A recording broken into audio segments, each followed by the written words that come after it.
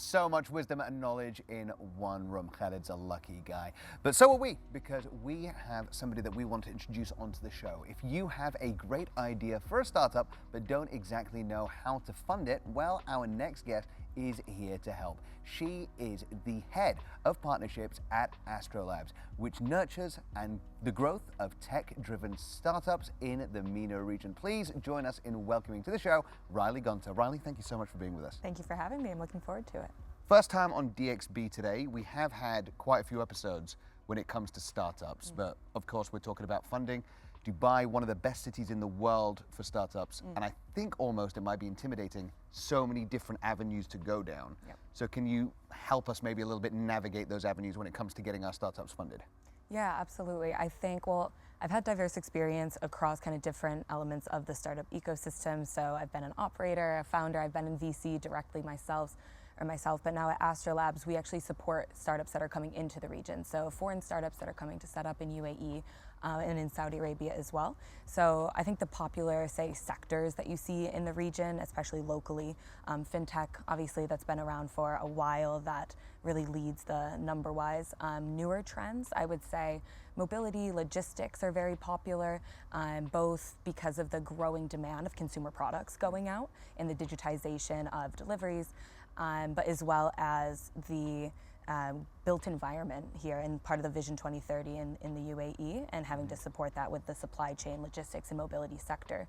I think a trend that maybe isn't so spoken about is this popular trend for these like horizontal technologies or applications that really cut across all sectors. So if you think of enterprise solutions or trends like AI, machine learning, IoT or Internet of Things, these technologies can be applied to big industries like oil and gas, construction, technology itself, logistics, like I was saying before, and this is a massive opportunity for investors and for companies as well. So being able to kind of be that technology across multiple And it's sectors. true what you were saying. A lot of people are coming here to Dubai, especially to start their businesses. I wanted to ask you, how can you make your startup stand out compared to a lot of startups opening here? Yeah, absolutely. I think when you're talking to investors, and I've been on both sides of the table, right? So both pitching it and also looking at all of these startups that are really pitching very similar products. So how do you stand out in both your deck and your assets and in your pitch? I think one, localization is key, especially like you were saying for the businesses that are coming into the region looking for capital. You find that a lot of times they come looking for money without a real go-to-market strategy or a real plan for why are they here? Why is the UAE a unique market for your business? Are those conversations that you're already having with local government entities or corporations? Is there a unique I don't know, feature that you've built out that's really built for the environment here or the market here?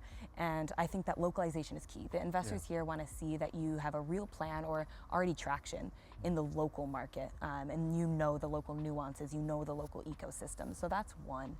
I'd also say lead with ROI. I think that so many times startups get caught up in they love their product so much, but it's like investors are here to make money at the end of the day. So what are the numbers, and like substance-backed numbers? That's not telling me some projection that you just manipulated and pulled out of the air.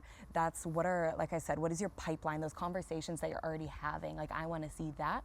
Or if you already have traction to illustrate, obviously, painting what are the companies that you've already been working with, those impressive projects that you've already done, to be able to say, okay, I see where you're getting those numbers.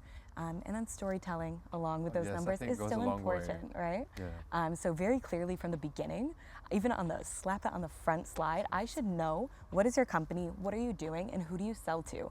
I think that you wouldn't believe, I'll get to like slide 20 of a deck and I still have no idea what the product is, right?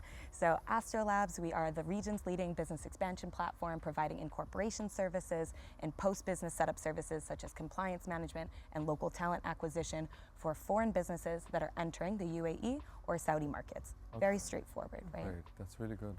Riley, if I wanted to start my own business and I wanted to approach investors, what are the tips that you would give me to put forward the perfect pitch? I would say, I think similar to what I was just saying. First, really leading with exactly a very clear value proposition. So what is a value proposition? Again, that is, what is your product or what is your service? What problem are you solving? And then how does it differentiate, and who is your audience? Who is your market specifically? Again, I would say very clear numbers, leading with that, leading with the ROI, leading with the story of, again, I would say problem to solution to your projections. So looking forward, what are you really trying to accomplish? What is your go-to-market strategy, both locally, and then what's next? Because the investment is all about what we call the power law, right? So that means that they will invest in 100 companies, but they just need that one that really succeeds like 1,000x. And that's the beauty of the private market and investing early in these companies. So you want to show them why you are going to be that 1 in 100. And that really comes from differentiation. So what makes you different from the rest of the companies, and what is your unique advantage that's really going to scale your company 1,000x? All right, well, this is the information we want to know, because none of us are in the position to invest, but we could potentially be in a position to need investment. So you mentioned a few of them: mobility, sustainability, etc. What areas are investors going towards now, but at the same time there's not too much competition? What's a good area of investment for people to go into if they want to find funding? Sorry, if they want to find funding? If they want to get funding, yeah. Well, like, what are investors looking at the moment? Yeah, but so at the same time not oversaturated. I think you'll hear from more of our guests today, but I think fintech is like obviously a huge sector in both locally and in emerging markets in general, globally as well, but really hitting heavy in emerging markets. I would like to know more where we are in that growth curve, but that's something that's been around for a while.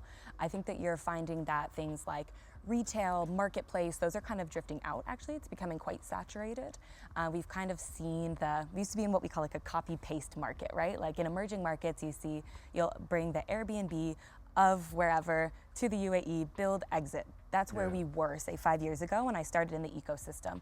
Now I think we're really becoming more mature, where that's no longer. So you're really starting to see more hardware meets software, more deep tech solutions, more AI integrated solutions that's really getting more technical. Like you need a founding team that is more technical than just outsourcing your technology. So I would say software solutions, enterprise solutions, and again, those enterprise horizontal solutions like big data or backed by AI, so like digital twinning, things like this that can serve multiple industries. Or you find like hardware, software companies like drone technology, for example. The hardware is only as good as the software, and the software as the hardware. Sorry, Ash, no hair companies. Not yet. I might be able to change her mind since she's given me such amazing tips. Riley, please stick around. There's lots more we want to talk to you about. Next up, we will be finding out how to make your startup attractive to investors. Plus, we've got live music in studio later on, so please stay right there.